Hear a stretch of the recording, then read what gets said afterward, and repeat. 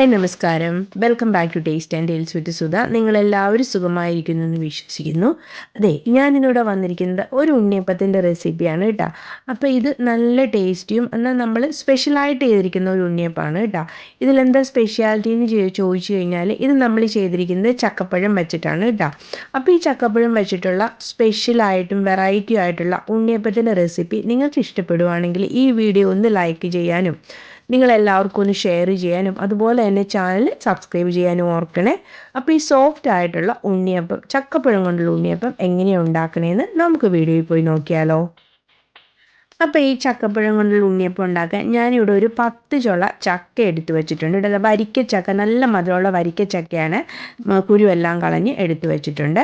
ഇതിൻ്റെ കൂടെ തന്നെ 1 കപ്പ് ശർക്കരപ്പൊടി എടുത്തിട്ടുണ്ട് കേട്ടോ. ഇതിനെ നമുക്കൊന്ന് പാനിയാക്കി, ശർക്കര പാനിയാക്കി എടുക്കണം. അപ്പോൾ നമുക്കുള്ളൊരു പാത്രത്തിലേക്ക് ഇട്ടിട്ട് അതിനകത്തേക്ക് ഒരു 1/2 കപ്പ് വെള്ളം ഒഴിച്ചു കൊടുത്തിട്ടുണ്ട് കേട്ടോ. അപ്പോൾ ഈ വെള്ളവും കൂടി ഒഴിച്ചു കൊടുത്ത് നമുക്ക് ഈ ശർക്കരയൊന്ന് ശർക്കര പാനിയായിട്ട് എടുത്തിട്ട് വരാം കേട്ടോ. അപ്പോൾ നമ്മുടെ ശർക്കര പാനിയൊക്കെ ഇവിടെ നല്ല റെഡി ആയിട്ട് വന്നിട്ടുണ്ട് കേട്ടോ. അപ്പോൾ ഇതിനെ നമുക്കൊരു പാത്രത്തിലേക്ക് മാറ്റി ഒന്ന് നന്നായിട്ട് അരിച്ചെടുത്ത് മാറ്റി വയ്ക്കാം കേട്ടോ. അപ്പോൾ നമ്മുടെ ശർക്കര പാനി അരിച്ച് ഞാനിവിടെ മാറ്റി വെച്ചിട്ടുണ്ട്.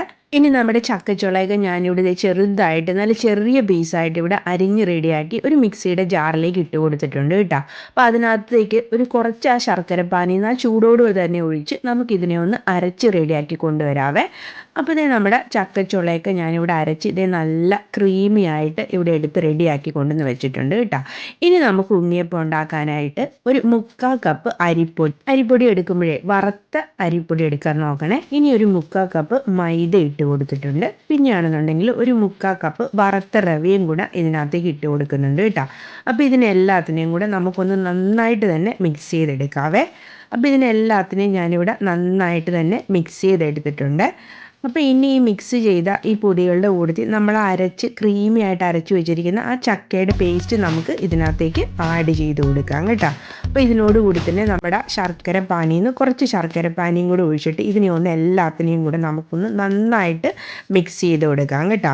അപ്പോൾ ഇതിപ്പോൾ ഈ പരുവത്തിൽ വന്നിട്ടുണ്ട്. അപ്പോൾ ബാക്കി ശർക്കര പാനിയും കൂടി ഒഴിച്ച് കൊടുത്ത് നമുക്ക് വീണ്ടും ഇതിനെ നന്നായിട്ടൊന്ന് മിക്സ് ചെയ്ത് കൊടുക്കാം കേട്ടോ. ഇനി ഇതിനകത്തേക്ക് കുറച്ചും കൂടെ വെള്ളം വേണം. അതിനുവേണ്ടി ഞാൻ ആ മിക്സിയുടെ ജാറ് ഒരു ചെറിയ ചൂടുവെള്ളത്തിൽ, പച്ചവെള്ളം ഒഴിക്കരുത്, ഒരു ചെറിയ ചൂടുവെള്ളത്തിൽ കഴുകി അതും ഒന്ന് ഒഴിച്ചു കൊടുത്ത് ഇതിനെ വീണ്ടും ഒന്ന് നന്നായിട്ട് മിക്സ് ചെയ്തെടുത്ത് നമുക്കിതിനെ ഒന്ന് നമ്മൾ ചക്കയൊക്കെ അരച്ചെടുത്ത് ആ മിക്സിയുടെ ജാറിലേക്ക് തന്നെ ഇട്ട് കൊടുത്തൊന്ന് നന്നായിട്ട് അരച്ചെടുക്കാം കേട്ടോ. അപ്പം ഞാനിതിവിടെ 2 പ്രാവശ്യമായിട്ടാണ് അരച്ചെടുത്തിരിക്കുന്നത്. അപ്പോൾ അരച്ചെടുത്ത ഈ ഒരു ബാറ്റർ ഞാനൊരു പാത്രത്തിലേക്ക് മാറ്റി വെച്ചിട്ടുണ്ട്. നമുക്കിതിനെ ഒന്ന് മിക്സ് ചെയ്ത് കൊടുക്കാം കേട്ടോ. അപ്പോൾ ഈ മിക്സ് ചെയ്ത് കൊടുത്തിട്ട് നമുക്കിത് ഈ ഒരു കൺസിസ്റ്റൻസിയിലാണ് കേട്ടോ ഇത് വേണ്ടത്. ഇനി ഇതിനകത്തേക്ക് നമുക്കൊരു 1/4 ടീസ്പൂണ് ഏലക്ക പൊടിച്ചതും ഒരു 1/4 ടീസ്പൂണ് ജീരകം പൊടിച്ചതും പിന്നെ ഒരു 2 പിഞ്ച് ബേക്കിംഗ് സോഡയും ആഡ് ചെയ്ത് കൊടുക്കുന്നുണ്ട് കേട്ടോ. പിന്നെ ഞാൻ ഇതിനകത്തേക്ക് ഈ ജീരകപ്പൊടി ആഡ് ചെയ്ത് കൊടുക്കുന്നത് നമ്മളിത് ചക്ക കൊണ്ടുണ്ടാക്കുന്നതുകൊണ്ട് ചിലപ്പോഴൊക്കെ ഇങ്ങനെ ഗ്യാസിൻ്റെ പ്രശ്നമൊക്കെ വരും കേട്ടോ. അതുകൊണ്ടാണ് ജീരകം ചേർത്ത് കൊടുത്തിരിക്കുന്നത്.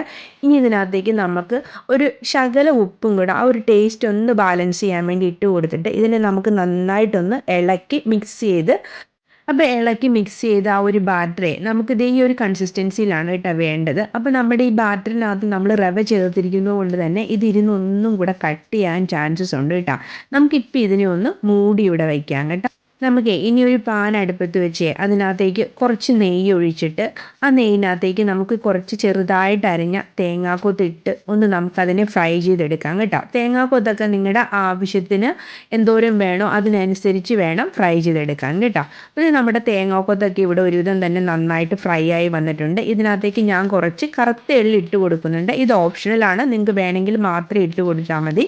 അപ്പോൾ കറുത്ത എള്ളും കൂടി ഇട്ടിട്ട് അതിനകത്തേക്ക് ഒരു 1/2 ടീസ്പൂണ് ജീരകം കൂടെ ഞാൻ ഇട്ട് കൊടുക്കുന്നുണ്ട് കേട്ടോ. ഞാൻ നേരത്തെ പറഞ്ഞതുപോലെ ഗ്യാസിൻ്റെ പ്രശ്നമൊന്നും ഉണ്ടാകാതിരിക്കാൻ ഈ ജീരകം നന്നായിട്ട് ഹെൽപ്പ് ചെയ്യുവേ. അപ്പോൾ ഇതെല്ലാം ഫ്രൈ ചെയ്തെടുത്തിട്ട് നമുക്ക് നമ്മുടെ ബാറ്ററിലേക്ക് ഇതൊന്ന് ആഡ് ചെയ്ത് കൊടുക്കാം കേട്ടോ. അപ്പോൾ ഇതൊന്ന് ആഡ് ചെയ്ത് കൊടുത്ത് നമുക്കിതിനെ നന്നായിട്ടൊന്ന് മിക്സ് ചെയ്തെടുക്കാം കേട്ടോ. അപ്പോൾ ഇതിന് ഞാനിവിടെ നന്നായിട്ട് മിക്സ് ചെയ്തെടുക്കുന്നുണ്ട്. അപ്പം നമ്മളിത് ഇൻസ്റ്റൻ്റ് ആയിട്ട് ചെയ്യുന്നത് കൊണ്ട് ഇത് മിക്സ് ചെയ്തിട്ട് ഇപ്പോൾ തന്നെ നമുക്ക് ഉണ്ണിയപ്പം ഉണ്ടാക്കിയെടുക്കാവേ. ഞാൻ നേരത്തെ പറഞ്ഞ പോലെ നമ്മുടെ ബാറ്റർ കുറച്ച് തിക്കായിട്ടാണ് ഇരിക്കുന്നത്. അപ്പോൾ ഞാൻ കുറച്ചും കൂടെ ആ ഒരു ചെറിയ ചൂടുവെള്ളം ഇതിനകത്തേക്ക് ഒഴിച്ച് കൊടുത്ത് ഇതിനെ ഒന്നും കൂടെ ആ ഒരു നമുക്ക് വേണ്ട ആ ഒരു കൺസിസ്റ്റൻസിയിലേക്ക് മാറ്റിയെടുക്കുന്നുണ്ട് കേട്ടോ. അപ്പോൾ ഇത് നമ്മുടെ ഉണ്ണിയപ്പത്തിൻ്റെ ബാറ്റർ ഇവിടെ നമുക്ക് വേണ്ട ആ ഒരു കൺസിസ്റ്റൻസിയിൽ തന്നെ നമുക്കിവിടെ കിട്ടിയിട്ടുണ്ട് കേട്ടോ. നമ്മുടെ ഈ ഉണ്ണിയപ്പേ ബേക്കിംഗ് സോഡ ഇല്ലാതെ ഉണ്ടാക്കണമെന്നുണ്ടെങ്കിൽ നമ്മൾ ചെയ്ത പ്രോസസ്സിൽ ബേക്കിംഗ് സോഡ ചേർക്കാതെ ബാക്കി എല്ലാ ഇൻഗ്രീഡിയൻസും ചേർത്ത് ഇതുപോലെ ആക്കിയെടുത്ത് ഒരു 4 മണിക്കൂർ റെസ്റ്റ് ചെയ്തിട്ട് ഉണ്ണിയപ്പം ഉണ്ടാക്കിയാൽ മതി കേട്ടോ. ഇപ്പം ഞാനിത് ഇൻസ്റ്റൻ്റായിട്ട് ഉണ്ടാക്കിയതുകൊണ്ട് ഉണ്ണിയപ്പച്ചട്ടി അടുപ്പത്ത് വെച്ച് ഞാനതിനകത്തേക്ക് എണ്ണയൊക്കെ ഒഴിച്ച് നമ്മുടെ ഉണ്ണിയപ്പത്തിൻ്റെ ബാറ്റർ ഒഴിച്ച് കൊടുത്ത് നമുക്കിനി ഉണ്ണിയപ്പം ഉണ്ടാക്കിയെടുക്കാം കേട്ടോ. അപ്പം നമ്മൾ ഈ ഉണ്ണിയപ്പം ഉണ്ടാക്കുമ്പോഴേ ഈ ഉണ്ണിയപ്പച്ചട്ടി അടുപ്പത്ത് വെച്ചിട്ട് അതിനകത്തേക്ക് നിറച്ച് എണ്ണ ഒഴിക്കരുത് കേട്ടോ. ഒരു 3/4 ഭാഗം ഈ കുഴിയിൽ 3/4 ഭാഗം വെച്ച് എണ്ണ ഒഴിച്ചാൽ തന്നെ ഇതുപോലെ നമ്മൾ ഉണ്ണിയപ്പം ഒഴിച്ച് വരുമ്പോഴത്തേക്കും അതവിടെ ഫുള്ളായിട്ട് വരും കേട്ടോ. അതുപോലെ ഉണ്ണിയപ്പം ഒഴിക്കുമ്പോഴത്തേക്കും ഫുള്ളായിട്ട് ഒഴിച്ച് കൊടുക്കരുത്. ഒരു 3/4 മാത്രമേ മാവ് ഒഴിച്ച് കൊടുക്കാവുള്ളൂ. എന്താണെന്ന് വെച്ചാൽ നമ്മുടെ ഉണ്ണിയപ്പം ഇതുപോലെ ഇങ്ങനെ പൊങ്ങി വരും കേട്ടോ. ഇത് നോക്കിയാൽ നമ്മുടെ ഉണ്ണിയപ്പം ഒക്കെ ഇവിടെ നന്നായിട്ട് പൊങ്ങി വരുന്നുണ്ട്. ഞാനിതിനെ 2 സൈഡിലേക്ക് മറിച്ചിട്ട് കൊടുക്കുന്നുണ്ട് കേട്ടോ. അപ്പോൾ ദേ ഉണ്ണിയപ്പം ഒരു സൈഡ് ഫുൾ ഇവിടെ നന്നായിട്ട് വെന്ത് വന്നിട്ടുണ്ട്. നമ്മുടെ ഉണ്ണിയപ്പം ഇവിടെ ദേ ഫുള്ളായിട്ട് ഇവിടെ നന്നായിട്ട് ഇവിടെ നല്ല സൂപ്പറായിട്ട് പൊങ്ങി നന്നായിട്ട് വന്നിട്ടുണ്ട് കേട്ടോ. അപ്പോൾ നമുക്കിതിനെ ഒന്ന് കോരി മാറ്റാവേ ഇനി.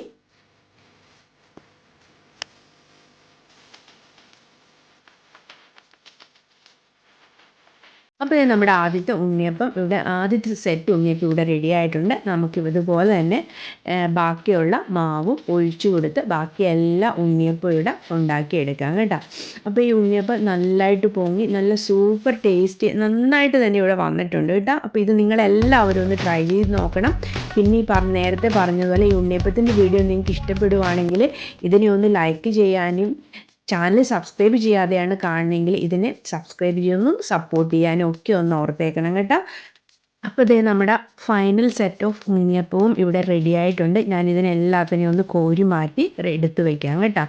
അപ്പോൾ ഇതാണ് കേട്ടോ. നമുക്ക് ഏകദേശം ഇത്രയും മാവിന് ഏകദേശം ഒരു 65 ഉണ്ണിയപ്പം നമുക്ക് കിട്ടിയിട്ടുണ്ട് കേട്ടോ. ഒത്തിരി വലുതല്ല, ചെറിയ ഉണ്ണിയപ്പം ആയതുകൊണ്ട് ഒരു 65 ഉണ്ണിയപ്പം നമുക്ക് കിട്ടിയിട്ടുണ്ട്. ഈ ഉണ്ണിയപ്പമൊക്കെ ഞാൻ പറഞ്ഞതുപോലെ തന്നെ വളരെ നല്ല സോഫ്റ്റുമാണ്.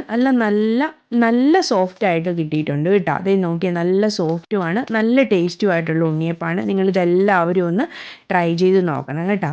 അപ്പോൾ ഈ ഉണ്ണിയപ്പം നമുക്ക് പാത്രത്തിലേക്ക് ആക്കിയിട്ടേ നമുക്കൊന്ന് കൊണ്ട് അമ്മയ്ക്ക് കൊടുക്കാം കേട്ടോ. അമ്മ ഇതിന് മുമ്പുമൊക്കെ ചക്കപ്പഴം കൊണ്ട് ഉണ്ണിയപ്പം ചെയ്തിട്ടുണ്ട്. ഞാനിത് ആദ്യമായിട്ടാണ് കേട്ടോ ചെയ്യുന്നത്. അപ്പോൾ അമ്മയുടെ അഭിപ്രായം എന്താണെന്ന് നമുക്കൊന്ന് നോക്കാവേ.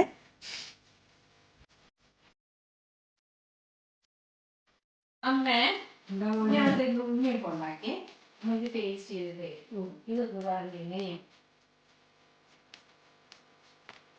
നല്ല സൂപ്പറായിരിക്കും. നല്ല സോഫ്റ്റായിരിക്കും. എന്താന്ന് മനസ്സിലായോ? എന്തുകൊണ്ട് ഉണ്ടാക്കിയത് ഞാൻ ഉണ്ണിയപ്പം? ചക്കപ്പഴം കൊണ്ട്. മനസ്സിലായല്ലേ?